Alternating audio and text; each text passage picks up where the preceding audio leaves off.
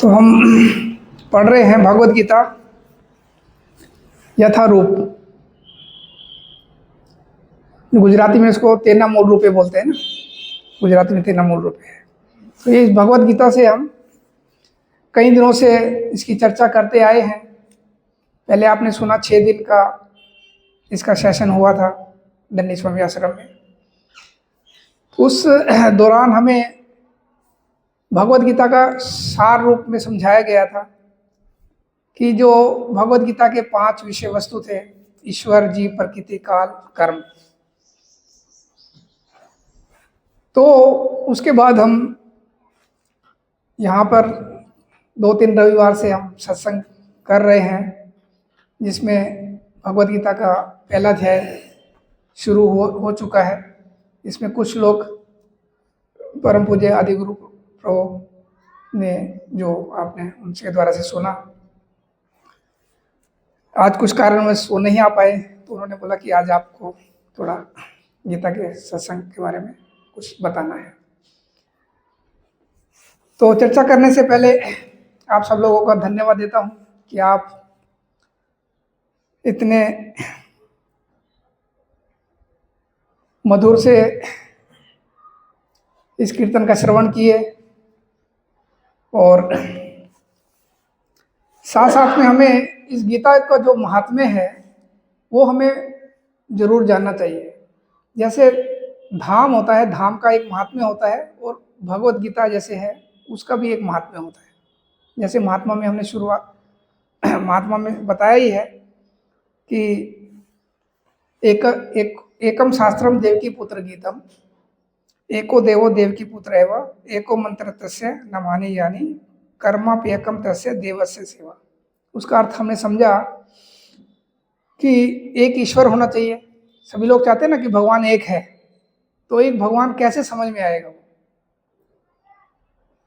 बड़े बड़े प्रोग्राम में हम जाते हैं, क्या सुनते हैं वहाँ पे? यही कहा जाता है कि आप भगवान की शरण में जाओ। ज़्यादातर तो यही शिक्षा मिलती है कि भगवान की शरण में जाओ। लेकिन भगवान कौन है, हम कौन है, या भगवान के साथ हमारा संबंध है क्या, ये जब तक जाना नहीं तो हम उनके बारे में कैसे समझेंगे फिर? इसलिए हमें भगवद गीता के सत्संग के माध्यम से हमें सबसे पहले ये जानना है ईश्वर कौन है। ईश्वर मतलब नियंता। ईश्वर का मतलब होता है नियंता, और जीव है नियंत्रक, उसके नियंत्रक में रहता है जीव। क्योंकि जीव और ईश्वर का जो संबंध है वो शाश्वत है। लेकिन जैसे कि हमने बताया कि भूलिया तुम्हारे संसार यासिया, इस संसार में हम आ गए भगवान को भूलकर। उसका एक ही माध्यम है, इस भगवद गीता से माध्यम से हमें भगवान को समझना। तो आज हम इस महात्म्य में एक श्लोक और लेंगे। उसके बाद में जो अध्याय का जो जहाँ तक 20 श्लोक पूरे हो चुके थे, 21 नंबर से हम श्लोक को लेंगे आगे। एक श्लोक हम पढ़ते हैं गीता महात्म्य का 3 नंबर। मलिने मोचम पुंसाम जल स्नानम दिने दिने सकृत गीतामृत स्नानम संसार मलनाशनम। मलिने मोचनम पुंसाम, जल स्नानम दिने दिने। मनुष्य जल में स्नान करके नित्य अपने को स्वच्छ कर सकता है। शरीर को स्वस्थ करने के लिए क्या है? जल स्नान हम करते हैं। जल से स्नान किया जाता है, हर कोई करता है। लेकिन यदि कोई भगवत गीता रूपी पवित्र गंगा जल में एक बार भी स्नान कर ले तो वह भवसागर की मलिनता से सदा सदा के लिए मुक्त हो जाता है। सुकृत गीता अमृत स्नानम संसार मलनाशनम। संसार का जो गंदगी हमारे अंदर है उसको नाश हो जाएगा। ये गीता अमृत जो पवित्र गीता है उसमें स्नान करना है, यानी सुकृत गीता अमृत स्नानम वहां पे कहा है। गीता महात्म्य बोल रहा है, मैं नहीं बोल रहा हूँ। ये भगवद गीता के महात्म्य में ही समझाया गया है। जैसे कोई धाम होता है, धाम का कोई महात्म्य होता है। ये धाम है क्या, धाम को भी हमें समझना चाहिए, क्योंकि हम धाम में रह रहे हैं ना। और धाम में व्यक्ति क्यों आता है? अपने आप को शुद्ध करने के लिए और अपनी भक्ति को प्रगति करने के लिए। क्योंकि आध्यात्मिक जीवन की जो शुरुआत है, या आध्यात्मिक जीवन में हम अगर प्रगति करना चाहते हैं या भक्ति में प्रगति करना चाहते हैं, तो हमें धाम की भी शरण लेनी चाहिए कि धाम और भगवान अलग अलग नहीं है। धा मतलब धारण करने वाला, और माँ का मतलब मही, जो पृथ्वी को भी कहा गया है, स्थान, उस स्थान को कहा गया है। यानी उस स्थान को धारण करने वाले क्या है? धामी। अगर धामी नहीं होंगे तो उसको धाम कहाँ कैसे कहा जाएगा? जैसे यहाँ कहते हैं डाकोर नाम क्यों पड़ा? कोई विशेष नाम से पड़ा ना, क्योंकि यहाँ पे डंकनाथ ऋषि जो थे वो यहाँ पे तपस्या करते थे। तो एक बार भगवान कृष्ण और भीम, ये इसको हिडिंबा वन भी कहा जाता है। इस जगह को, जो ये जगह हम देख रहे हैं, हिडिंबा वन भी कहा जाता है। हिडिंबा कौन थी? भीम की पत्नी थी, उन्होंने उनके साथ शादी किया था।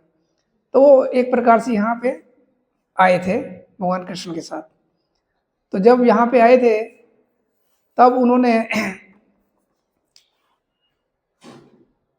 प्यास लगा उनको, भीम को। तो ये जो हम देख रहे हैं, कुंड देख रहे हैं गोमती का, वहाँ पे उनको प्यास लगा तो उन्होंने उस पानी पिया, वहाँ से उसको अमृत जैसा लगा। क्योंकि भगवान का धाम है तो पहले से ही तपस्या हो रही है यहाँ पे। कुछ काल के लिए लुप्त हो जाती है चीज़ें, तो कुछ ऋषि मुनि आके तपस्या करते हैं और फिर धाम प्रकट हो जाता है वापिस।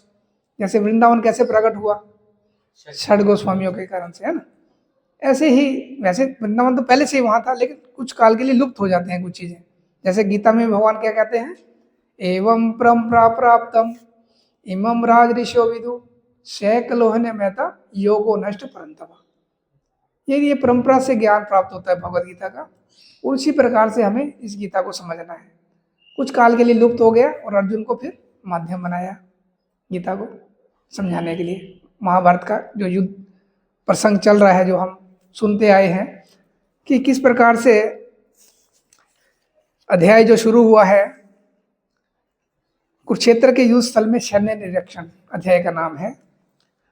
क्योंकि पहला जो श्लोक धृतराष्ट्र ने हमने सुना, कि मैं थोड़ा थोड़ा पीछे रिवील कर रहा हूँ ताकि आपको पीछे क्या हुआ है थोड़ा सा याद आए कि किस प्रकार से हमें आगे बढ़ना है। और इसकी एक रूपरेखा तैयार हो रही है, युद्ध की एक रूपरेखा तैयार हो रही है जो 20 श्लोकों तक। फिर आगे आगे जो आज का श्लोक हम लेंगे उसमें अर्जुन किस प्रकार से भगवान को आज्ञा देता है कि मेरा जो रथ है दोनों सेनाओं के बीच में ले चलो, और जो आज का श्लोक हम पढ़ेंगे। तो मैं पीछे पीछे थोड़ा थोड़ा दोहराता जाता हूँ कि जैसा कि धृतराष्ट्र ने कहा कि धर्म क्षेत्रे कुरुक्षेत्रे समवेता युष्वा माम का पांडव श्रेवा किम कुरुवत संजय। धृतराष्ट्र ने कहा है कि हे संजय, धर्म में कुरुक्षेत्र में युद्ध की इच्छा में एकत्र हुए मेरे तथा पांडु के पुत्रों ने क्या किया। तो धृतराष्ट्र ने संजय से पूछा था, क्योंकि संजय को दिव्य दृष्टि दिया था भगवान व्यासदेव के अवतार, जो है भगवान के अवतार व्यासदेव जो है। तो पीछे हमने सुना कि मेरे और पांडु पुत्रों में, ये भाव उनका धृतराष्ट्र का था। वो उनको तो अलग कर रहे थे पांडवों को, और अपने पुत्रों को एक देख रहे थे। तो माम का मेरे, तो साथ में ऐसे कहता मेरे तथा पांडु पुत्रों में क्या किया इस युद्ध में, धर्म क्षेत्र में, जो धर्म का क्षेत्र है जहाँ पे धर्म का युद्ध हो रहा था।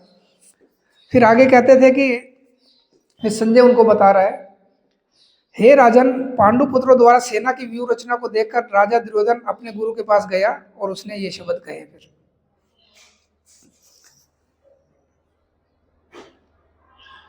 जो राजा दुर्योधन द्रोणाचार्य के पास जाते हैं, जो उनके गुरु थे, क्योंकि पीछे हमने सुना कि वो दुर्योधन जो है कूटनीति का उपयोग कर रहा था। मधुर से भी कह रहा था, लेकिन साथ साथ में उसके अंदर कूटनीति, एक राजा के अंदर ये गुण होते थे, ऐसा प्रभु जी समझा रहे थे कि कूटनीति ऐसी होती है, क्योंकि वो युद्ध करने की इच्छा में आए हैं वहां पर। वो देखना चाहते थे कि सामने कौन है, तो वो द्रोणाचार्य को सबसे पहले दिखा रहे हैं कि देखो देखो कौन है आपके सामने, कहीं आप जो है स्नेहवश जो, क्योंकि आपका जो प्रेम है उनके प्रति, उनके इस भाव से आप, ताकि उनको आप युद्ध से पीछे न हट जाए, तो ऐसा दिखाने के लिए द्रोणाचार्य को सब समझाते हुए और कहते हैं कि पश्यताम पांडुपुत्र नाम आचार्य महतिम चमो व्यूढ़ाम द्रुपद पुत्रेण। द्रुपद की बात किया गया था, हमने सुना कि द्रोणाचार्य और द्रुपद के बीच में कुछ झगड़ा भी हुआ था। ये थोड़ा थोड़ा मैं सारांश में थोड़ा बताता जाता हूँ। फिर आगे उन्होंने भीम और अर्जुन का भी नाम लिया था। तो किस प्रकार से भीम जो है कितने शक्तिशाली हैं, वो उनको समझाना चाहते थे कि सामने हमारे जो शत्रु हैं कोई कम नहीं है।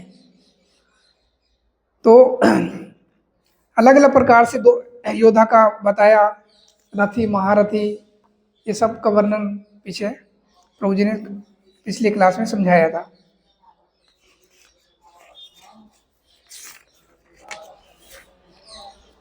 फिर अलग अलग प्रकार से सबने शंख बजाए। सबसे पहले भीष्म पितामह ने जो शंख बजाया, तो हम सुने कि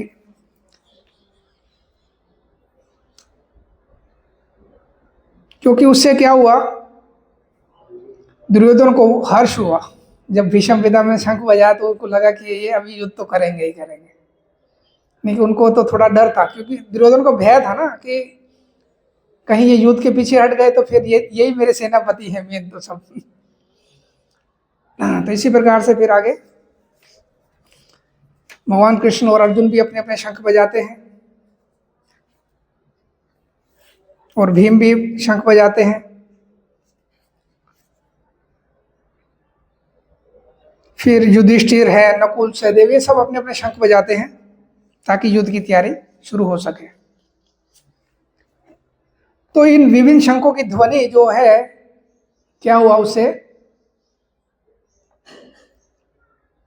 शैघोषो धाष्ट्राणाम हृदयानि वेदार्यत। इन विभिन्न शंखों की ध्वनि से क्या हो गया, कोलाहलपूर्ण बन गई। वो ध्वनि कैसी हो गई, कोलाहलपूर्ण, यहाँ शब्द जो आया ना, वेदारत, विदीर्ण कर देती है। जैसे शंख की ध्वनि जब बजती है, जैसे हम अब मंदिरों में शंख बजता है तो कैसे एकदम आवाज जो आती है वो हमारे को दिल को छू लेती है, तो ऐसे ये कोलाहलपूर्ण जो है वो दृश्य हो गया।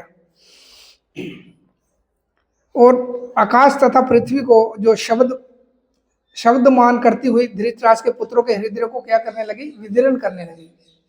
जब शंख की ध्वनि हुई तो दुर्योधन का जो है उसको थोड़ा वो हुआ, उसका हृदय विदीर्ण हो रहा था कि क्या होगा भाई।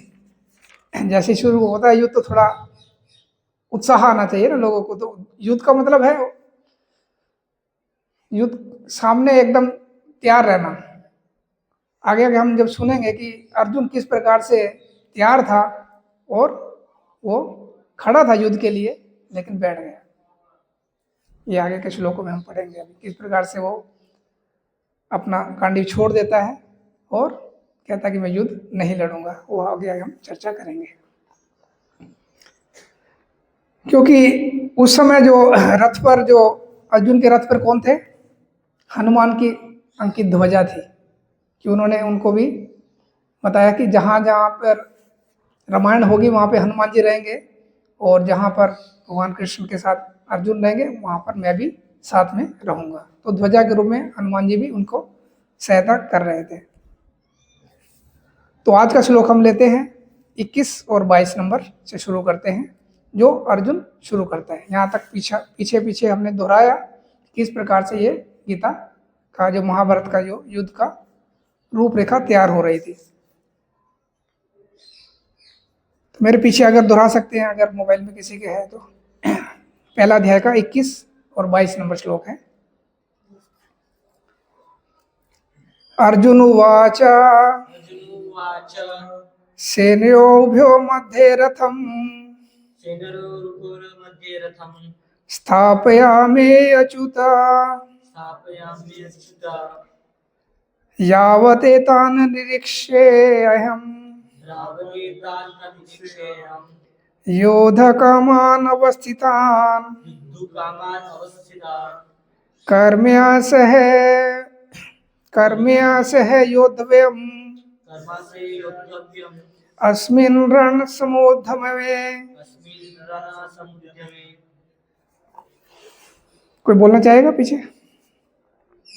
सेनायोरुपयोर्मध्ये अर्जुन वाचा से बोलिए। अर्जुन वाचा। अर्जुन उवाच अर्जुन उवाच सेनयोरुपयोर्मध्ये सेनयोर्मध्ये स्थापयाम्यच्युत रथं स्थापयामि अच्युत यादम् इदं निरीक्ष्याहम् यावत् निरीक्ष्यहम् युद्धकामम् अवस्थिताम् योद्धुकामान् अवस्थितान् तथैर्मया सह युद्धव्यम् कैमर्या सह योद्धव्यस्मरन् अस्मिन् रणसमुद्यमे। अस्मिन् रणसमुद्यमे। और कोई बोलेगा? अर्जुन उवाच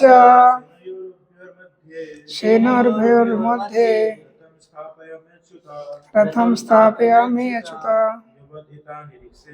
यावदेतान् निरीक्ष्यहम् योद्धुकामान् अवस्थितान्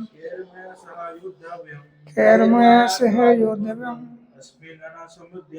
अस्मिन् रणसमुद्यमे। तो इसका अनुवाद इस प्रकार से, अर्जुन उवाच, अर्जुन ने कहा, सेनयों सेनाओं के, उभयो दोनों, मध्य बीच में, रथम रथ को, स्थापया कृपया खड़ा करे, मैं मेरे, अच्युत हे अच्युत, यावत जब तक, एतान इन सब, निरीक्षे देख सकूं, अहम मैं, योद्धुकामान युद्ध की इच्छा रखने वाले को, अवस्थितान युद्ध भूमि में एकत्र, कई किन किन से, मया मेरे द्वारा, सह एक साथ, योद्धव्यम युद्ध किया जाना है, अस्मिन इस रण संघर्ष झगड़ा के, समुद्र में उद्यम या प्रयास में। अनुवाद और तात्पर्य श्री प्रभुपाद जी के द्वारा। अर्जुन ने कहा, हे अच्युत, कृपा करके मेरा रथ दोनों सेनाओं के बीच ले चले, जिससे मैं यहाँ उपस्थित युद्ध की अभिलाषा रखने वालों को और शस्त्रों की इस महान परीक्षा में जिनसे मुझे संघर्ष करना है उन्हें देख सकूं। तो यहाँ पर अर्जुन कह रहा है कि जो मेरा जो रथ है दोनों सेनाओं के बीच में ले चलूं, जिससे मैं क्या करूं, जो वहां पर उपस्थित योद्धा हैं और युद्ध की अभिलाषा रखने वाले हैं और शस्त्रों की इस महान परीक्षा है, क्योंकि उसमें शस्त्र चलेंगे, सब अस्त्र शस्त्र सब होता है ना, तो शस्त्रों की इस जो महान परीक्षा होगी उनकी, उनसे मुझे संघर्ष करना है, उनको देख सकूं सामने कौन कौन है, ताकि मैं अपनी शक्ति का अंदाजा भी लगा सकूं। अर्जुन ऐसा एक प्रकार से विचार बना रहा था, लेकिन भगवान क्या कर रहे हैं, अगले श्लोक में कह रहे हैं, अर्जुन मुझे उन लोगों को देखने दीजिए जो यहाँ पर धृतराष्ट्र के दुर्बुद्धि पुत्र दुर्योधन को प्रसन्न करने की इच्छा से लड़ने के लिए आए हुए हैं। अर्जुन कह रहा है कि मुझे ऐसे लोगों को भी देखने दीजिए जो कौन है वहां पर, धृतराष्ट्र के जो दुर्बुद्धि पुत्र, बुद्धि वाले नहीं है वो। क्यों बुद्धि वाले नहीं है? यहाँ तक हम देखते हैं कि भगवान कृष्ण दूत बनकर भी जाते हैं उनके पास में, तो भी दुर्योधन क्या कहता है कि मैं उसको सुई की नोक भी के बराबर कुछ भूमि में नहीं दूंगा। उनको अगर राज्य चाहिए तो युद्ध करके ले, ऐसा करके उनका, तो इसलिए अर्जुन यहाँ उनको क्या कर रहा है, दुर्बुद्धि पुत्र, यानी बुद्धि नहीं है उनकी। थोड़े से 5 गांव अगर दे देता तो क्या होता था। वास्तव में भगवान की इच्छा से युद्ध होना है देखा जाए तो, क्योंकि अर्जुन को भ्रमित करना है, अर्जुन को भ्रमित करके हमारे जैसों को भगवत गीता का उपदेश प्राप्त हो, इस कारण से ये भगवान की योजना है। वास्तव में दुर्योधन भी जानता है, दुर्योधन कहता है कि धर्म क्या है अधर्म क्या है मैं सब जानता हूँ, यहाँ तक कहता है भगवान कृष्ण को, लेकिन मेरी बुद्धि काम नहीं कर रही। इसलिए अर्जुन यहाँ पर क्या कर रहा है, दुर्बुद्धि पुत्र है वो, उसकी बुद्धि इतनी नहीं है, बुद्धि तो है लेकिन इतनी बुद्धि नहीं है। तो हमें अगर भगवत गीता को समझना है तो बुद्धि का काम क्या है, निर्णय लेना, निर्णय लेना चाहिए क्या सही है क्या गलत है, ये हमें पहचानना होगा। तो इस प्रकार से हम भगवत गीता को समझ पाएंगे। फिर आगे संजय कह रहा है अगले श्लोक में, संजय उवाचा एवं मुक्तो हृषिकेशो गुडाकेशेन भारत सेनायोर्भयोर्मध्ये स्थापित्वा रथो उत्तमम्। संजय ने कहा, हे भरतवंशी, अर्जुन द्वारा इस प्रकार संबोधित किए जाने पर भगवान कृष्ण ने दोनों दलों के बीच उस उत्तम रथ को लाकर खड़ा कर दिया। भगवान कृष्ण की बात क्यों की जा रही है, भगवान कृष्ण कौन है, संजय क्या कह रहा है, क्योंकि संजय को दिव्य दृष्टि दिया गया था व्यासदेव के द्वारा। एवं मुक्तो ऋषिकेशो, ऋषिकेश, ऋषिकेश का मतलब ऋषि मतलब इंद्रिया, ऋषिकेश जो इंद्रियों के स्वामी हैं उनको ऋषिकेश कहा जाता है। तो इंद्रियों के स्वामी कौन है, भगवान कृष्ण, क्योंकि सारी इंद्रियों के स्वामी तो वही है, सबको कंट्रोल करने वाले भगवान ही हैं। तो यहाँ पर संजय बता रहा है, एवं मुक्तो ऋषिकेश गुडाकेशन भारत, और अर्जुन को क्या संबोधित किया जा रहा है, गुडाकेश। गुडाकेश क्यों कहा है, क्योंकि वो नींद को जीत लेने वाला है। अर्जुन ने क्या किया था, नींद को जीता था और अज्ञान को भी जीता था, दोनों का यहाँ पे अर्थ बताया गया है गुडाकेश का। और भगवान ने क्या किया, दोनों दलों के बीच में उस रथ को लाकर खड़ा कर दिया। फिर आगे कहते हैं, व्यासदेव समझा रहे हैं संजय के द्वारा से, भीष्म द्रोण प्रमुखता सर्वेषां च महिषिताम् उवाच पार्थ पश्य एतान संवेतान कुरुनीति। जो भीष्म द्रोण तथा विश्व भर के अन्य जो समस्त राजा हैं उनके सामने भगवान ने कहा कि हे पार्थ, यहाँ पर एकत्र सारे कुरुओं को देखो। तो भगवान किसको दिखा रहे हैं, सबसे पहले भीष्म, द्रोण यानी द्रोणाचार्य जो सबसे बड़े जो गुरु थे उनके, सबके जो शिक्षा दिए थे उन सबको धनुष विद्या। तो यहाँ पर भगवान ने इन लोगों को क्यों दिखाया, सवाल ये उठता है ना। दुर्योधन को भी दिखा सकते थे या फिर और दूसरे सैनिक हैं उनको भी दिखा सकते थे, लेकिन भगवान जानबूझकर ऐसे व्यक्ति को इशारा करके बोलते हैं कि यहाँ पर एकत्र सारे कुरुओं को देखो। सारे कुरुओं का मतलब सेनापति कौन है, भीष्मदेव है और द्रोणाचार्य उनके गुरु हैं, ताकि अर्जुन भ्रम में पड़े और भगवत गीता का उपदेश हो। अन्यथा भगवत गीता हमारे समक्ष उपस्थित नहीं होगी। फिर इसी प्रकार से भगवान के जो वचन है, भगवान कुछ भी कर सकते हैं, एक तीर से 2 निशाना कर सकते हैं या कई निशाने भी कर सकते हैं। जैसे कि महाभारत का युद्ध हुआ, ये महाभारत का युद्ध तो एक भगवान का योजना था। हम देखते हैं कि लोग बोलते हैं कि जनसंख्या बढ़ गई है, बोलते हैं ना लोग, जनसंख्या बढ़ गई है, क्या होगा, लोग गांव छोड़ छोड़कर सिटी में आकर बड़े बड़े बिल्डिंग बनाने लगे हैं। तो जनसंख्या तो उस समय भी थी, जब महाभारत का युद्ध हुआ था जनसंख्या कितनी थी, 64 करोड़। कितनी थी? 64 करोड़ अक्षौणी सेना जो थी मारी गई थी बोलते हैं। और वो कौन थे? क्षत्रिय थे, वो क्षत्रिय थे। इसके अलावा तो ब्राह्मण, शूद्र, वैश्य, बच्चे, माताएं, ये तो युद्ध में भाग नहीं लिए थे सब। तो आप सोचिए जनसंख्या कितनी बड़ी थी। आजकल की हम सोचते हैं कि भारत की जनसंख्या इतनी है, 130 अर्ब, तो आधा भी नहीं है। तो लोग बोले जनसंख्या बढ़ गई है, क्या होगा दुनिया का? होगा क्या?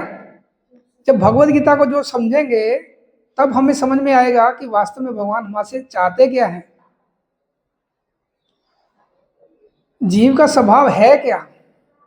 ये धाम में हम रह रहे हैं, उस धाम का मतलब जैसे मैं शुरुआत में शुरू किया तो चर्चा थोड़ा आगे हुआ, तो धाम का मतलब मैं कहना जा रहा था कि धारण करने वाला। धा का मतलब धारण करने वाला, मही का मतलब प्रति स्थान को धारण करने वाला धामी। तो भगवान धारण करते हैं किसके द्वारा से? भगवान कृष्ण बलराम के द्वारा से धारण करते हैं। ये धाम को बलराम आदि गुरु है, जो गुरु है बलराम जी। बलराम जी अब देखें ना, शेषनाग का उनका अवतार जो है, जो पूरा जो ब्रह्मांड है वो उनके फणों पर विराजमान है। अनंत शेष, जिसको अनंत शेष भी कहा गया है। तो धाम जो भगवान कृष्ण तो लीला करते हैं, लीला के माध्यम से वो धाम को क्या करते हैं? बलराम के माध्यम से धारण करते हैं। धाम, धा और मां। तो धाम का मतलब ये भी होता है कि अपनी चेतना को पुनर्जीवित करना। शुद्ध चेतना में कैसे हम आ सकते हैं? अभी हमारी चेतना कैसी है? कलुषित हो गई है, कलुषित चेतना है। जैसा कि कहा गया है, कलोर दोषे निधि राजन अस्ति एक महान गुण। कलयुग में दोषों का समुंदर है, तो फिर भी एक महान गुण है। भगवान गीता में कह ही रहे हैं, एकम शास्त्रम देवकी पुत्र गीतम एकम मंत्र से, एक ही मंत्र होना चाहिए, एक ही ईश्वर होना चाहिए। मंत्र क्या है? हरे कृष्ण कृष्ण कृष्ण हरे हरे, हरे राम राम राम हरे हरे। तो हम आगे पढ़ते हैं कि जिस प्रकार से भगवान ने चातुरता से ये सब कार्य किया, दोनों सेनाओं के बीच में रथ को लेकर अर्जुन को दिखाया क्या? देखो भीष्म द्रोण है आपके सामने, ऐसे कुरुओं को देखो आप, जो आपके सामने युद्ध करने आए हुए हैं। फिर आगे अर्जुन ने क्या किया? वहां देखने के बाद अर्जुन ने वहां पर दोनों पक्षों की सेनाओं के मध्य में अपने चाचा जो ताऊ हैं, पितामह हैं, गुरु हैं, मामा है, भाई है, पुत्रों हैं, पोत्र, ऐसे बहुत सारे उनका नाम यहाँ पे वर्णन किया जा रहा है। हम उसका पूरा नाम नहीं पढ़ेंगे। तो अर्जुन युद्ध भूमि में अपने सभी संबंधियों को देख सका। वहां पर वे अपने पिता के समकालीन जो भूरिश्रवा जैसे व्यक्तियों, जैसे भीष्म तथा सोमदत्त जैसे जो पितामह हैं, द्रोणाचार्य, कृपाचार्य तथा जैसे जो गुरु हैं उनके, शल्य तथा शकुनी जैसे मामा थे उनके, दुर्योधन जैसे भाई थे, और लक्ष्मण जैसे पुत्र थे, अश्वत्थामा जैसे मित्र, और कृतवर्मा जैसे शुभचिंतकों को वो देख सका। वे उन सेनाओं को भी देख सका जिनमें उसके अनेक मित्र भी थे।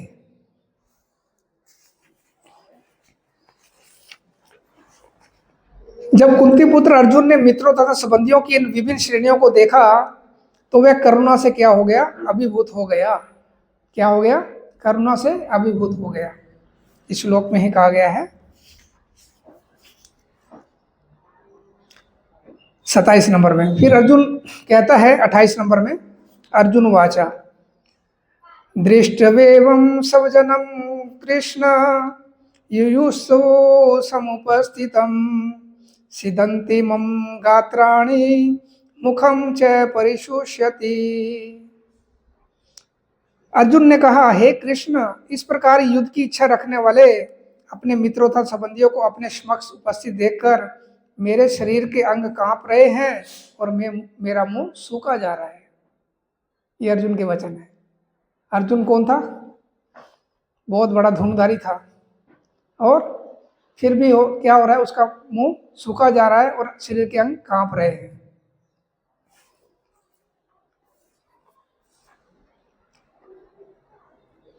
जब हम देखते हैं कि जो यथार्थ भक्ति होती है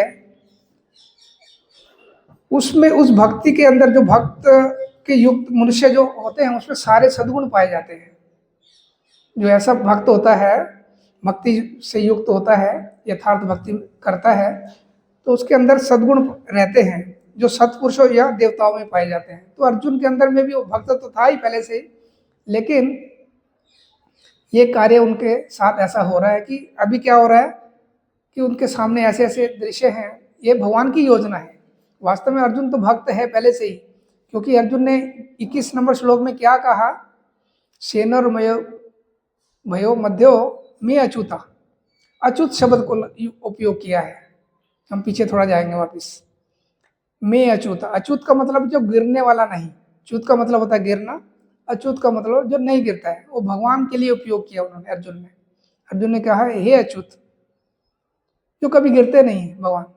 हम गिर जाते हैं ना, जीव संसार में आता है, हम च्युत होते हैं, लेकिन भगवान भगवद गीता के माध्यम से हमें फिर वापिस अपने धाम को बुलाते हैं। तो यहाँ पर ये जो है सद्गुण की जो व्याख्या की जा रही है वो भक्त के अंदर पाए जाते हैं। जबकि अभक्त जो होता है अपनी शिक्षा तथा संस्कृति के द्वारा भौतिक योग्यताओं में चाहे कितना ही उन्नत क्यों ना हो, इन ईश्वरीय गुणों से विहीन होता है। जो भक्त नहीं है, अगर उसके अंदर बहुत सारी शिक्षा भी क्यों ना हो या कोई संस्कृति भी क्यों ना हो, वो भगवान का भक्त नहीं है, तो उसके अंदर जो ईश्वर को समझने की गुण नहीं होते हैं, वो उन गुणों से विहीन होता है।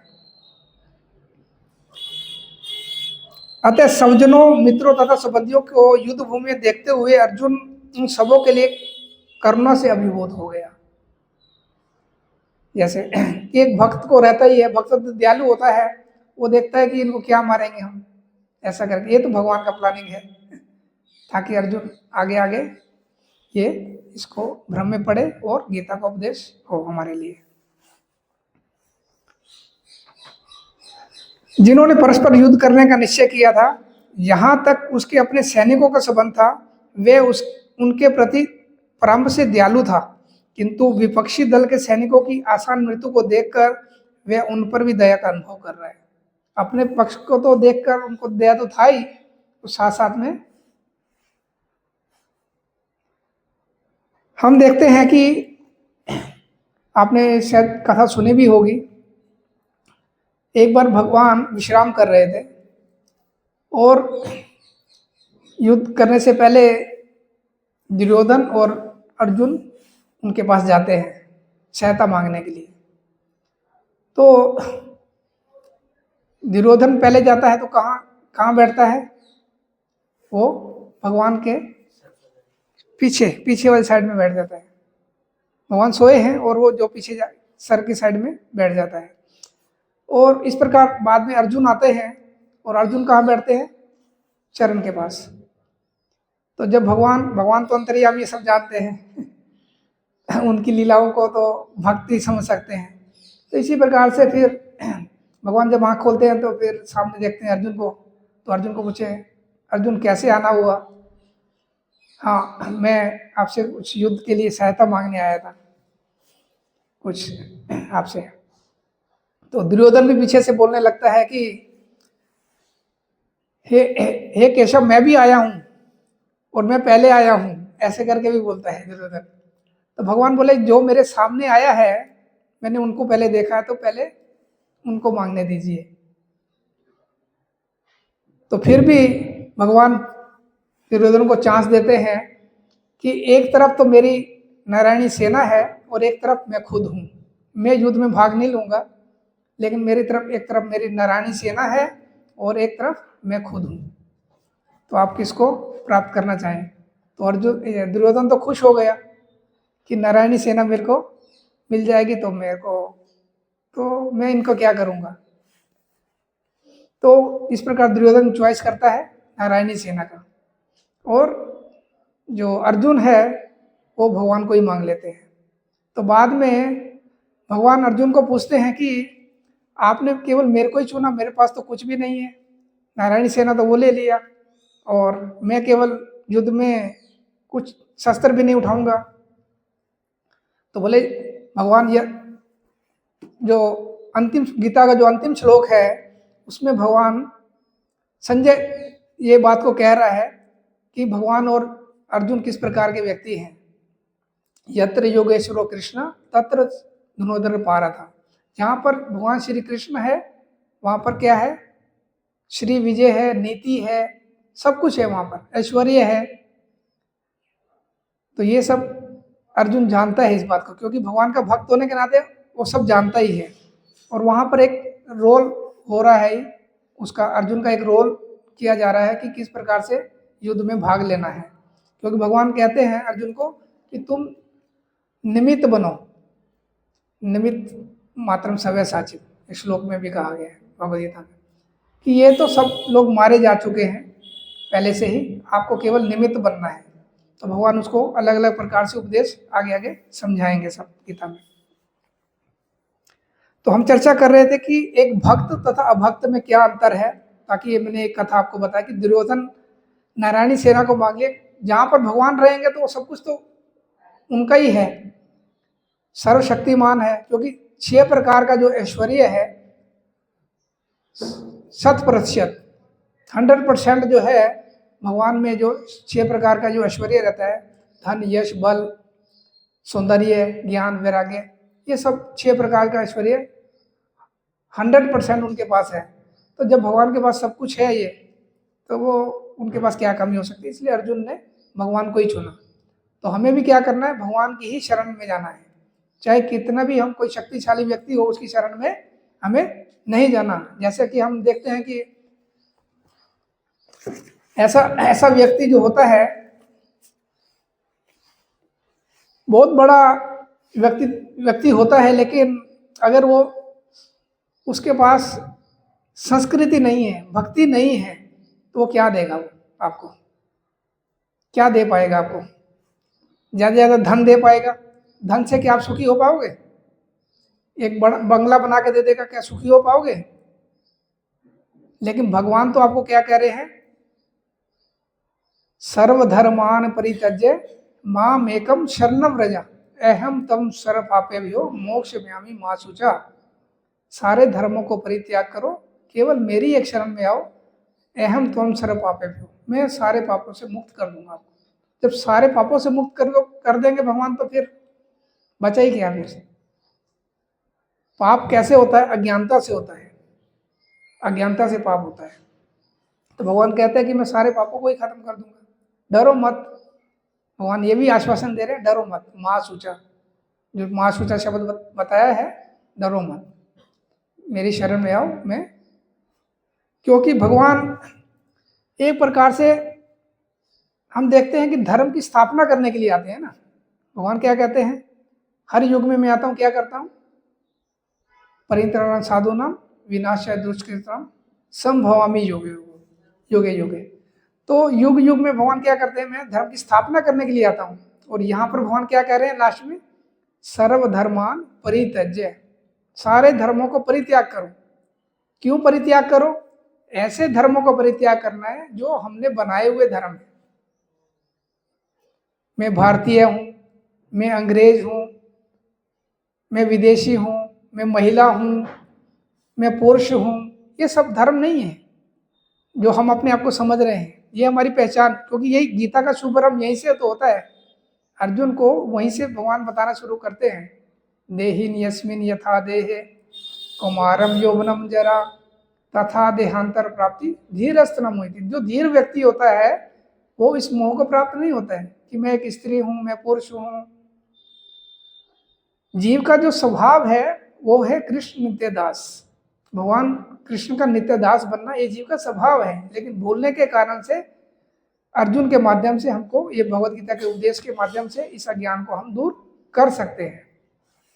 जब बारंबार हम इस गीता का उपदेश को सुनेंगे तब हमें कुछ समझ में आएगा कि जो जीव का जो स्वरूप है वो नित्य है, ये शरीर अनित्य है। शरीर जो है अनित्य है, वो नश्वर है, और जो जीव है वो नित्य है। इस प्रकार से हमें समझना है। तो हम चर्चा कर रहे थे कि एक भक्त तथा अभक्त में अंतर क्या है।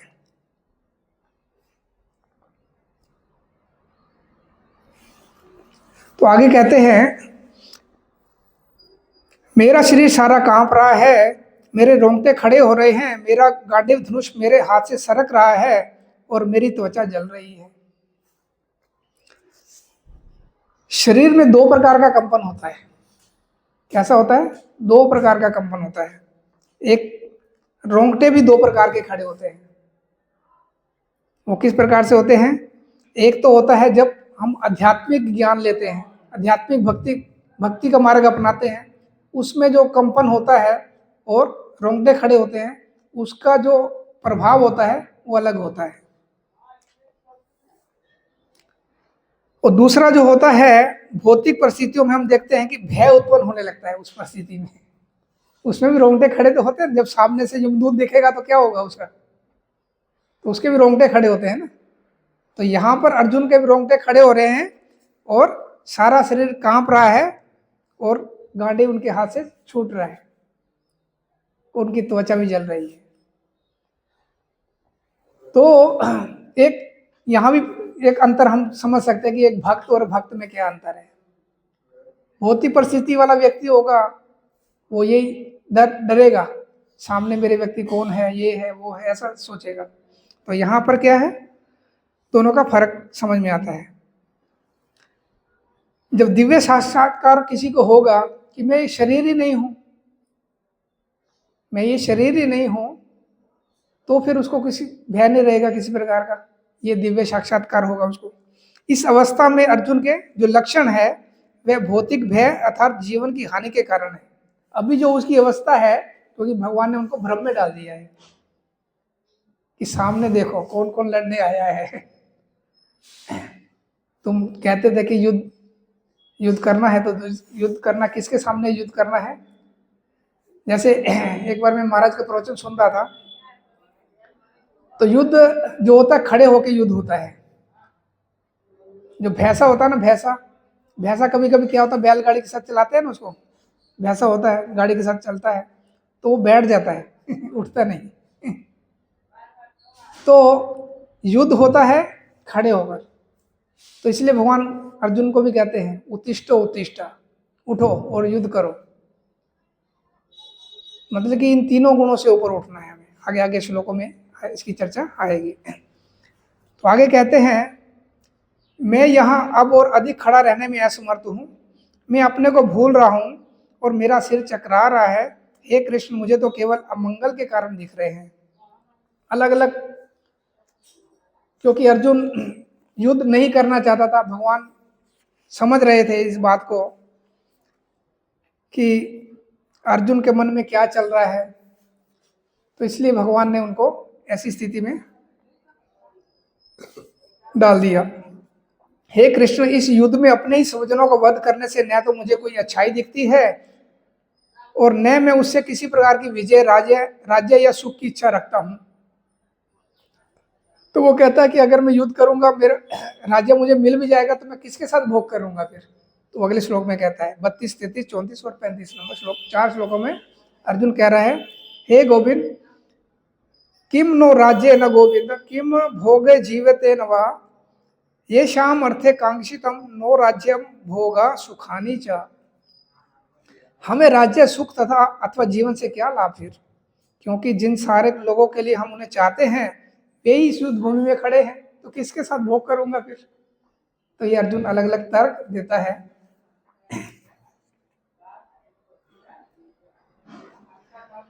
लास्ट में कहता है कि भला धृतराष्ट्र के पुत्रों को मारकर हमें कौन सी प्रसन्नता मिलेगी फिर, ऐसा। फिर 36 नंबर में कहते हैं, यदि हम ऐसे आतताइयों का वध करते हैं तो हम पर पाप चढ़ेगा, अतः यह उचित नहीं होगा कि हम धृतराष्ट्र के पुत्रों तथा उनके मित्रों का वध करें। हे लक्ष्मीपति कृष्ण, इससे हमें क्या लाभ होगा? अपने ही कुटुंबियों को मारकर हम किस प्रकार सुखी हो सकते हैं? तो प्रभुपाद यहाँ पे समझा रहे हैं, जो वैदिक आदेशानुसार, जो वैदिक आदेश हमें क्या बताते हैं, जो 6 प्रकार का आतताई होते हैं उनको मार देंगे तो हमें पाप नहीं लगेगा। वो 6 प्रकार के आतताई का वर्णन यहाँ पे किया जा रहा है। एक तो होता है सबसे पहला विष देने वाला, जो कोई जहर देता है, अगर उसको कोई मार देगा तो पाप हमें नहीं लगेगा, क्योंकि वो मार ही रहा है मेरे को तो विष देकर। अगर उसको मार देंगे तो हमें पाप नहीं लगेगा। ये अर्जुन तर्क दे रहा है अलग अलग से, ताकि मैं युद्ध से पीछा छुड़ाऊं। क्योंकि हमारा कर्तव्य जो है, उस कर्तव्य से, जैसे कोई स्त्री होती है घर में, मई और जून का महीना आता है, मई और जून के महीने में कितनी गर्मी पड़ती है, भयंकर गर्मी गर्मी होती है ना। तो उस समय अगर वो कहे कि मैं खाना नहीं पकाऊंगी, तो फिर क्या होगा, सब भूखे मरेंगे। तो उसका कर्तव्य से पीछे हट गए ना। तो स्त्री अलग अलग तर्क ऐसे नहीं देती है ना। तो अर्जुन यहाँ पे तर्क दे रहा है ऐसे अलग अलग प्रकार के, ये होगा वो होगा, सुख सुख नहीं मिलेगा, युद्ध करेंगे तो क्या करेंगे, ऐसा सब होगा। तो ये सब विचार मन में उसके, ये सब भगवान को बता रहा है। दूसरा है घर में अग्नि लगाने वाला। कोई घर में अग्नि लगा रहा है तो उसको भी अगर मार देंगे तो पाप नहीं लगेगा। घातक हथियार से आक्रमण करने वाला, कोई मारने के लिए आया घातक हथियार से, तो उसको अगर हम आक्रमण करेंगे वापिस तो हमें पाप नहीं लगेगा। कोई धन लूटने के लिए आया, तो अगर हम अपनी रक्षा उसमें नहीं करेंगे, तो हम रक्षा करते हैं तो उसमें पाप नहीं है। और दूसरे की भूमि हड़पने वाला, पांचवा। और छठा है प्राय स्त्री का अपहरण करने वाला। ऐसे आतताइयों का तुरंत वध कर देना चाहिए, क्योंकि इनके वध से कोई पाप नहीं लगता। आतताइयों को इस तरह वध करना किसी सामान्य व्यक्ति को शोभा दे सकता है, किंतु अर्जुन कोई सामान्य व्यक्ति नहीं है। अर्जुन तो भगवान का भक्त है। तो वो इस प्रकार का सोच रहा है खाली, क्योंकि अभी उसकी बुद्धि काम नहीं कर रही है कि मैं युद्ध ऐसे लोगों के साथ करूंगा तो मेरा क्या होगा, ऐसे प्रकार से तर्क दे रहा है। क्योंकि वह स्वभाव से साधु है, अतः वह उनके साथ साधुवत व्यवहार करना चाहता था, किंतु इस प्रकार का व्यवहार क्षत्रिय के लिए उपयुक्त नहीं है। अर्जुन तो कौन थे, क्षत्रिय थे और गृहस्थ थे। कोई अगर सोचता है कि हम सब कुछ छोड़ छाड़ कर हम भक्ति करेंगे, तो अर्जुन कौन था, अर्जुन तो गृहस्थी था ना। वो भी भक्ति करेंगे। बहुत से लोग हमें कभी मिलते हैं, समय नहीं है हमारे पास। जब उनको कहा जाता है कि आप थोड़े समय टीवी बंद कर दो, टीवी में तो क्या देखते हैं, क्या क्या अलग अलग चीजें आती हैं। आजकल तो टीवी छोड़ो, हाथ में मोबाइल है, कभी भी कुछ हम देखते हैं। तो समय तो उनके पास बहुत कुछ होता है, लेकिन समय का अपव्यय कर रहे हैं, खर्च उसकी जो उपयोग है उसका वो गलत जगह में लगाया जा रहा है। तो समय तो होता है उनके पास, लेकिन वो अपने कर्तव्य को करना नहीं चाहते हैं। यद्यपि राज्य के प्रशासन के लिए उत्तरदायी व्यक्ति को साधु प्रकृति का होना चाहिए, किंतु उसे कायर नहीं होना चाहिए। आजकल के हम देखते हैं राजा लोग कैसे हैं, साधु जैसे हैं नहीं हैं। क्योंकि जैसा राजा होगा वैसी प्रजा होगी। पहले के हम अगर भागवतम में प्रसंग सुनेंगे, पृथु महाराज का प्रसंग है, भरत महाराज का प्रसंग है, ऐसे बहुत सारे प्रसंग हैं हमारे। जो राजा होते थे पहले वो कैसे होते थे, ऋषि होते थे। इसलिए भगवान चौथे अध्याय के 2 नंबर में इस परंपरा का वर्णन कर रहे हैं। एवं परंपरा प्राप्तम इमम राज ऋषि विदु। बड़े बड़े राजा लोग ऋषि होते थे पहले, तो भगवत गीता में उसका उल्लेख किया गया। उसी प्रकार से हम भगवत गीता को समझ सकते हैं। तो ऐसे साधु जो प्रकृति के व्यक्ति होंगे वो कायर नहीं होंगे, वो देश की सेवा करेंगे हमेशा। जैसे यहाँ पे उदाहरण दिया जा रहा है, भगवान राम इतने साधु थे कि आज भी लोग राम राज्य में रहना चाहते हैं कि नहीं, लेकिन राम के बिना रहना चाहते हैं। जहाँ राम का सत्संग हो रहा है, कृष्ण भगवान का सत्संग हो रहा है, वहां पर लोग नहीं आते हैं। एक मैं भजन सुन रहा था 2 दिन पहले। ये जो शरीर हमें मिला है बहुत अनमोल अनमोल है ना, बहुत मुश्किल से मिलता है ये शरीर, मनुष्य जीवन। नर शरीर अनमोल रे प्राणी, क्या है, नर शरीर अनमोल रे प्राणी, प्रभु कृपा से पाया है। किसकी कृपा से पाया हमने, प्रभु कृपा से पाया है।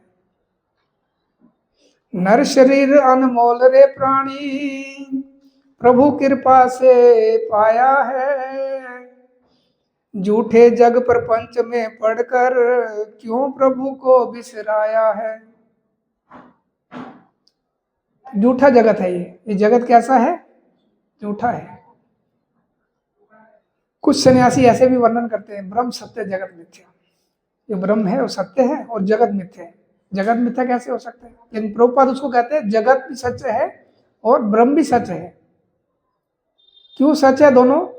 क्योंकि हम सब कुछ देख रहे हैं, अपने सामने देख रहे हैं। झूठा कैसे है? कोई दो मित्र हैं, आपस में चर्चा कर रहे हैं कि मैंने बहुत आलीशान मकान बनाया है, तो दूसरा मित्र कहता है कि ये सब तो झूठा है। तो ऐसा हो सकता है? इतनी मुश्किल से उसने ये सब बनाया है, लेकिन वो झूठा तो नहीं है, नश्वर है। तो कुछ सन्यासियों का मत जो है वो हमें ऐसा नहीं धारण करना है, जो कहते हैं ब्रह्म सत्य जगत मिथ्या। ब्रह्म भी सत्य है और जगत भी सत्य है, लेकिन नश्वर है, वो परमानेंट नहीं है। जैसे शरीर भी ये परमानेंट नहीं है, तो फिर ये वस्तु कैसे परमानेंट हो सकती है? तो इस प्रकार से हमें समझना है। ये जो जड़ जगत है, झूठा जगत है, उसमें हमें पढ़कर प्रभु को बिसराया है। समय हाथ से निकल गया तो सिर धुन धुन पछताएगा, निर्मल मन के दर्पण में वह राम के दर्शन पाएगा। जो निर्मल मन करना है हमें, तो मन पवित्र कैसा होगा? भगवान क्या कहते हैं गीता में? मन मना मद भक्तो मध्याजी मा नमस्कुरु। अपने मन को मुझ में लगाओ और मुझ में आसक्त कर दो। भगवान कहते हैं 7वें अध्याय के 1 नंबर में, मैया सक्त मना पार्था जोगम झुंझुन मद आश्रया। अपने मन को मुझ में आसक्त कर दो। कैसे आसक्त करना है? मैया असक्त मना पार्था जोगम झुंझुन मद आश्रया। भगवान कहते हैं मेरे आश्रय में रहकर अपने मन को आसक्त करना है। फिर क्या रहेगा? कोई संशय नहीं रहेगा। असंशयम समग्र माम यथा ज्ञाससि तत्सुनो। मुझसे सुनो, भगवान कहते हैं। तो भगवान का ये तो गीत है, भगवत गीता, उसको हमें पढ़ना है, सुनना है और उनके नाम का उच्चारण करना है, जो कलयुग में विधि बताई गई है नाम की। हरे कृष्ण कृष्ण कृष्ण हरे हरे, हरे राम राम राम हरे हरे।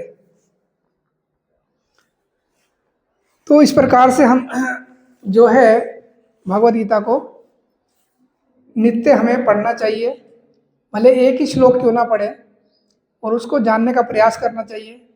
तभी हमारा मनुष्य जीवन सफल हो सकता है। क्योंकि भगवान गीता में कहते हैं मनुष्य नाम सहस्त्रेषु कच्चित यति सिद्ध है। हजारों मनुष्यों में से कोई सिद्धि लाभ चाहता है। बहुत बड़े बड़े सिद्धि लाभ पाने वाले बहुत सारे हैं। बर्फ में बैठकर तपस्या करते हैं, हिमालय में जाकर, देखे होंगे वीडियो बहुत सारे। आजकल मोबाइल में सब कुछ दिखता है। बर्फ में बैठे होते हैं इतने तक, मुख दिखता है खाली। उससे क्या भगवान मिल जाएंगे? नहीं मिलेंगे।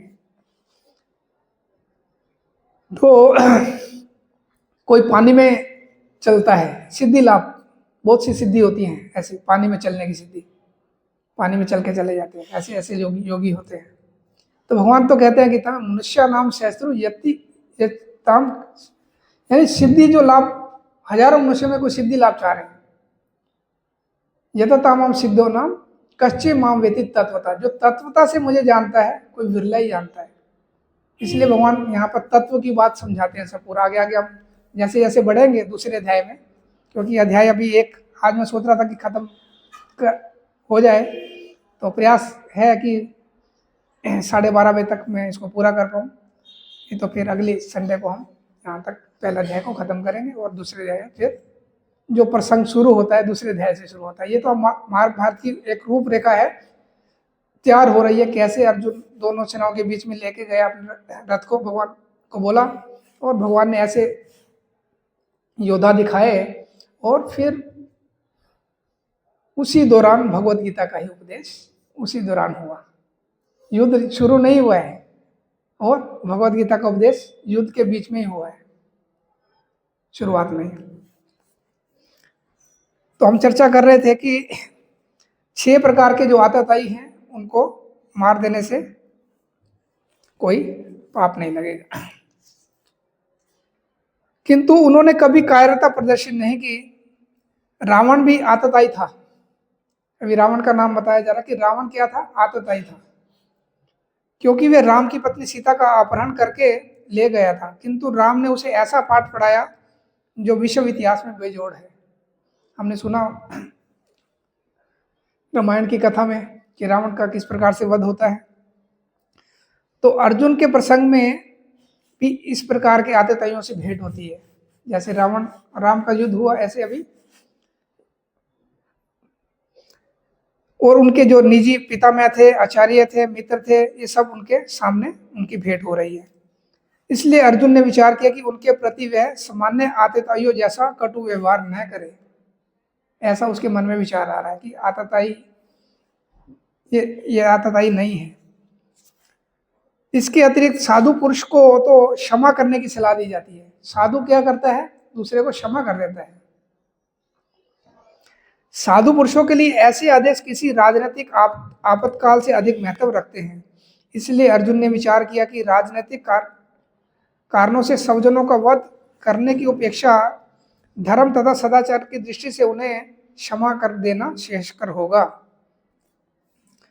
अतः क्षणिक शारीरिक सुख के लिए इस तरह वध करना लाभप्रद नहीं होगा।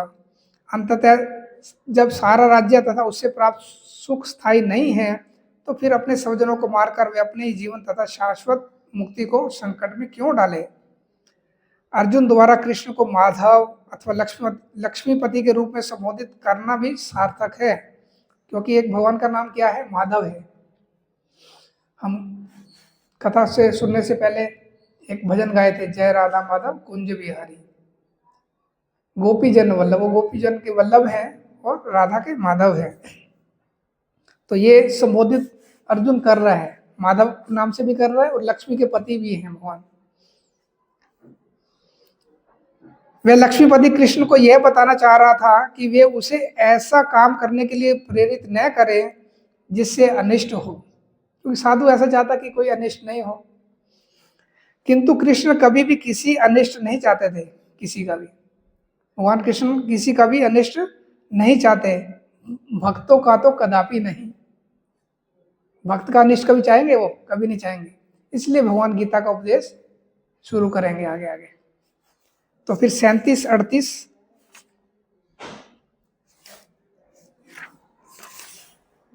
5-6 श्लोक हैं, उसको हम शॉर्ट में थोड़ा थोड़ा प्रसंग को आगे बढ़ाएंगे।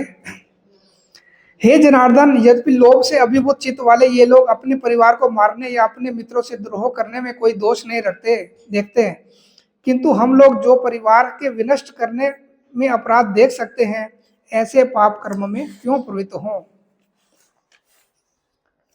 फिर आगे तर्क देता है अर्जुन, कुल क्षये प्रणश्यन्ति कुल धर्म सनातना धर्मे नष्टे कुलम कृष्ण धर्मो अव्युत्तम।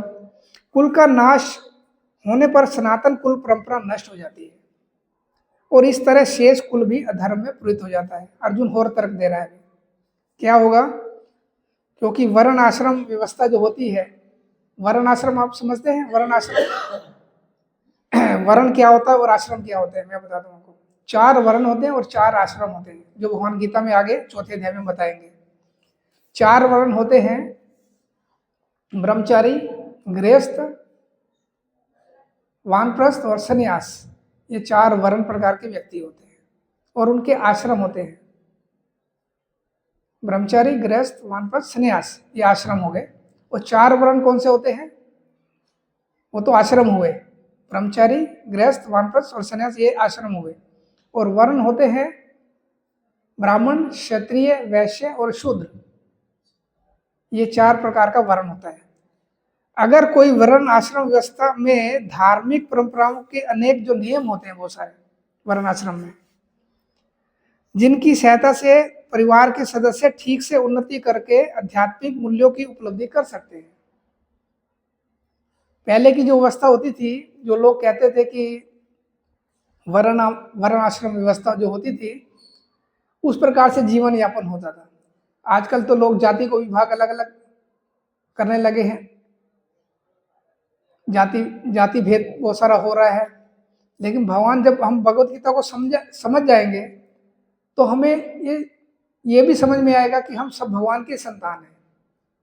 वास्तव में हम ब्राह्मण भी नहीं, क्षत्रिय नहीं, वैश्य शूद्र कोई नहीं है, ब्रह्मचारी गृहस्थ वानप्रस्थ सन्यास नहीं है। हमारा सब रूप अलग है, ये हमारी पहचान मूल रूप नहीं है, लेकिन इनके द्वारा हमारा कर्तव्य बनता है। अगर हम कोई गृहस्थ है तो गृहस्थ जीवन में रहकर भक्ति कर सकता है, कोई ब्रह्मचारी है तो ब्रह्मचारी जीवन में रहकर भक्ति कर सकता है, कोई सन्यासी गुरु होते हैं वो उस प्रकार से भक्ति करते हैं, जो तीनों के गुरु होते हैं, ब्रह्मचारी गृहस्थ वानप्रस्थ के गुरु होते हैं तीनों। क्योंकि गुरु के माध्यम से ही हमें शिक्षा मिलती है। क्योंकि अर्जुन आगे आगे कहेगा कि मैं सारा अपनी कृपण दुर्बलता के कारण सारे धैर्य खो चुका हूँ, अब मैं आपका शिष्य हूँ। तो अपने उनको भगवान कृष्ण को क्या कहते हैं, गुरु बनाते हैं। तो हमें भी अर्जुन जैसा शिष्य बनकर गुरु को हमें पहचानना है और उनकी भक्ति में लगकर भगवान की तरफ बढ़ना है। अन्यथा हम अकेले से नहीं समझ सकेंगे। क्योंकि ऐसा भी कहा जाता है कि गुरु गोविंद दोनों खड़े काके लागू पाए, बलिहारी गुरु आपने जिन गोविंद दियो मिलाए। गोविंद को मिलाने के लिए कौन है, गुरु मिलाता है। तो हमें भक्ति जो है गुरु के माध्यम से प्राप्त होती है। क्योंकि भगवान कहते हैं मुझे भक्ति से जान सकते हो, चाहे आप कोई भी आश्रम में हो, ब्रह्मचारी हो, गृहस्थ हो, वानप्रस्थ हो, सन्यासी हो, कोई भी क्यों ना हो, सबका कार्य क्या है, संसिद्धि हरि तोषणम, हरि को प्रसन्न करना सभी का काम है। जैसे ये सारा शरीर है, शरीर के अलग अलग अंग हैं। मुख, उसको ब्राह्मण कहा गया है। ये जो मुख है हमारा क्या है, ब्राह्मण है। और ये हाथ है, ये क्षत्रिय है। और ये जो पेट है हमारा वैश्य है। और जो पांव है शूद्र है। कोई ये कह सकता है कि पांव के बिना मुझे सही है, पांव भी चाहिए, पेट भी चाहिए, हाथ भी चाहिए और मुख भी चाहिए। तो ये चार आश्रम मिलके ही सब कार्य क्या करेंगे, भोजन करना है तो किस प्रकार से करेंगे, हाथ के द्वारा से करेंगे। पांव चल के जाएगा कुछ लेने के लिए और पेट में डालेंगे तो पचाएगा। तो ये चारों चीजों की आवश्यकता है। ऐसा नहीं कह सकते कि हम इसका जरूरत नहीं है, सभी का जरूरत है। ब्राह्मण का भी जरूरत है, ब्राह्मण का कार्य है पठन पाठन जजन जाजन, पढ़ना है और दूसरों को भी पढ़ाना है। भगवत गीता को खुद भी हम पढ़ते हैं और दूसरों को भी हम बताते हैं, ये ब्राह्मण का कार्य हुआ। फिर क्षत्रिय जो है वो देश की रक्षा करने के लिए बना है। लेकिन आजकल के क्षत्रिय ऐसे नहीं है। हम देखते हैं कितने सारे युद्ध हो रहे हैं लेकिन कोई कुछ कर नहीं पा रहा है। तो इस प्रकार से फिर वैश्य है जो कृषि गोरक्षा, जो खेती करते हैं, उसे अन्न उगाते हैं, तभी तो हमारे पास पहुंच पाता है। तो सभी का आवश्यकता है। जो शूद्र है साफ सफाई में करते हैं। तो ऐसा सभी का जरूरत होता है। तो इसलिए भगवान के सभी अंश हैं, तो सभी को भगवान को प्रसन्नता के लिए ही कार्य में लगना चाहिए। चाहे वो घर में हो, चाहे वो मंदिर में हो, कहीं भी रहकर हम भक्ति की जा सकती है। कोई अगर कहता है कि हम तो घर गृहस्थी वाले हैं, हमको तो टाइम नहीं मिलता है, जैसे मैंने पहले ही चर्चा की है, तो समय तो हमारे पास बहुत है, लेकिन हमें समय निकालना आना चाहिए, समय का सदुपयोग करना है हमें। तो इस प्रकार से हम कर सकते हैं। तो आगे कहते हैं, हे कृष्ण, जब कुल में अधर्म प्रमुख हो जाता है तो कुल की स्त्रियां दूषित हो जाती हैं और स्त्रीत्व के पतन से हे वृष्णिवंशी अवांछित संतानें उत्पन्न होती हैं। फिर आगे तर्क देता है अर्जुन, अवांछित संतानों की वृद्धि से क्या होगा, निश्चय ही परिवार के लिए तथा पारिवारिक परंपरा को विनष्ट करने वालों के लिए नारकीय जीवन उत्पन्न होता है। ऐसे पतित कुलों के पुरखे जो पितर लोग हैं गिर जाते हैं। जो पितर होते हैं ना, हमारे पितरों की पूजा हम करते आए हैं, या जैसे श्राद्ध करते हैं, तो क्योंकि उन्हें जल तथा पिंड दान देने की क्रियाएं समाप्त हो जाती है। हम देखते आए अभी आजकल के बच्चे जो हैं माता पिता की सेवा नहीं करते हैं, तो फिर आगे चलकर क्या होगा। तो ये ऐसे ही उनका जो तर्क अर्जुन तर्क दे रहा है कि अवांछित संतानों की जो वृद्धि होगी उससे क्या होगा, पारिवारिक जो परंपरा है वो विनष्ट हो सकती है। तो अलग अलग प्रकार के अर्जुन तर्क समझा रहे हैं यहाँ पर। लेकिन प्रभुपाद हमें समझा रहे हैं, चाहे किसी के पास साधु का ऋण हो, माता पिता का ऋण हो, देवताओं का ऋण हो, ऐसे अलग अलग प्रकार के हमारे ऊपर ऋण हैं। कोई अगर सोचे कि माता पिता का हमारे ऊपर ऋण है तो हम उसको चुकाएंगे, केवल नहीं, साधु का भी ऋण होता है और देवताओं का भी ऋण होता है, क्योंकि अलग अलग देवता हमें अलग अलग चीज प्रदान करते हैं। अगर सूर्य देव नहीं होगा तो क्या हम खेती में कुछ उगा सकते हैं? नहीं। चंद्रमा की दृष्टि पड़ती है तभी कुछ वनस्पति में वो होता है सब। तो सभी का ऋण हमारे ऊपर है। तो ऋण से कैसे मुक्त हो सकते हैं, ये भागवतम में एक श्लोक आता है, वो यहाँ पर उसका वर्णन किया जा रहा है। यहाँ पर देवऋषि भृताप्त निर्णाम पितृणाम न किंकरो नायम ऋणी च राजन सर्वात्मा य शरणम शरणम गतो मुकुंदम परिहत्य कर्तम।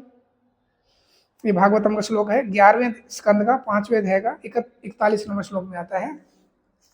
वहां पे कहते हैं कि जो पुरुष अन्य समस्त कर्तव्यों को त्याग कर मुक्ति के दाता जो मुकुंद के चरण कमलों की शरण ग्रहण करता है, वो इस पथ पर गंभीरता पूर्वक चलता है। वह देवताओं, मुनियों, सामान्य जीवों, सज्जनों, मनुष्य या पितरों के प्रति अपने कर्तव्य या ऋण से मुक्त हो जाता है। क्योंकि मुकुंद कौन है? मुक्ति के दाता है। उनकी शरण में जाने से क्या होगा? हमारे पर कोई भी प्रकार का ऋण नहीं रहेगा। जैसा कि यहाँ पे बताया कि पितर लोग गिर जाएंगे, नरक में चले जाएंगे, तो हम ऐसा सब होगा, ऐसे कार्य करेंगे तो।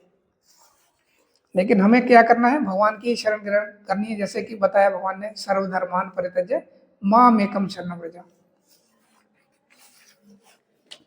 फिर आगे कहते हैं, जो लोग कुल परंपरा को विनष्ट करते हैं, इस तरह अवांछित संतानों को जन्म देते हैं, उनके दुष्कर्मों से समस्त प्रकार की सामुदायिक योजनाएं तथा पारिवारिक कल्याण कार्य विनष्ट हो जाते हैं।